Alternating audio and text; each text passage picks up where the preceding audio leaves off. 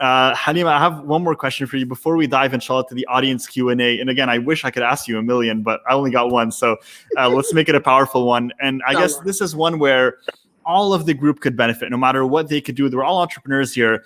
And I think a burning question that all of us have for you, Halima, is how do you manage to juggle between everything that you do, right? And we all know you're an overachiever, mashallah, sister, and you have so many projects. You have your play, you write books, you're an author, and you have your coaching business. How do you juggle between everything and maintain a routine where you can still maintain your sanity, right? How do you do that? Listen, I'm going to tell you, it all goes back to faith. I am team tahajjud all the way. Wow. I'm night prayers. And it's that going to sleep, with the intention, inshallah, Allah, please allow me to be of the people that are able to wake up in time to pray tahajjud and then, pray my fajr, inshallah. And so I'm not, I go to sleep, I wake up, I pray tahajjud, and then we move right into fajr. So I'm not, praying this, at, 1 or 2 o'clock. I'm praying it, as close to fajr as I can, but getting that in and just getting in that time, where I'm able to connect with Allah subhanahu wa ta'ala. They say that if you want, to speak to Allah, to pray, if you want Allah to speak to you, you read the Quran. So really during that time, of the morning, there's a crispness about the air. Alhamdulillah, around, oh man, mashallah, around that time.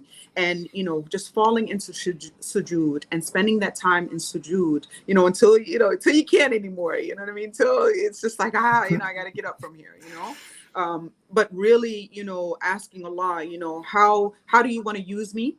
Allah, please, make me of those people that you use. And then Allah, how do you want to use me? And, I even go to him and I say, Allah, this doesn't feel right, or, this is not going the way that I thought it was going to go, help me, direct me to the way in which it is beneficial, one, for, my life here in the dunya, but also is beneficial in the akhirah, and also beneficial to the people that I am, helping. A lot of times the ideas that I come up with, they come after prayer.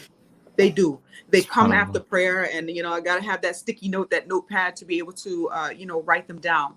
But, just really centering yourself and focusing and saying, you know what, Allah, you are the guide, right? I'm coming to you. I don't know everything. I'm coming to you. And part of it comes from, too, is my 20 years, right? Part of it comes from my 20 years and not wanting to see myself back there, not wanting to go to a place where I'm not fulfilled. I have no connection with Allah subhanahu wa ta'ala. Like that fear is just, it sits like right here, and so it keeps me, like really focused, and, Allah, please, what I mean? Keep me in your way, so that I can, inshallah, be of benefit, and, inshallah, in the akhirah, that I reap the reward of, these acts. Assalamu alaikum. You've just watched a clip from our Ummahpreneur Live Podcast, where I interview high-level Muslim entrepreneurs at the top of their game to break down business, mindset, lifestyle, and entrepreneurship from an Islamic perspective. If you enjoyed this video, subscribe for more, and make sure to check out the full interview that's linked in the description below this video. I'll see you there. Assalamu alaikum.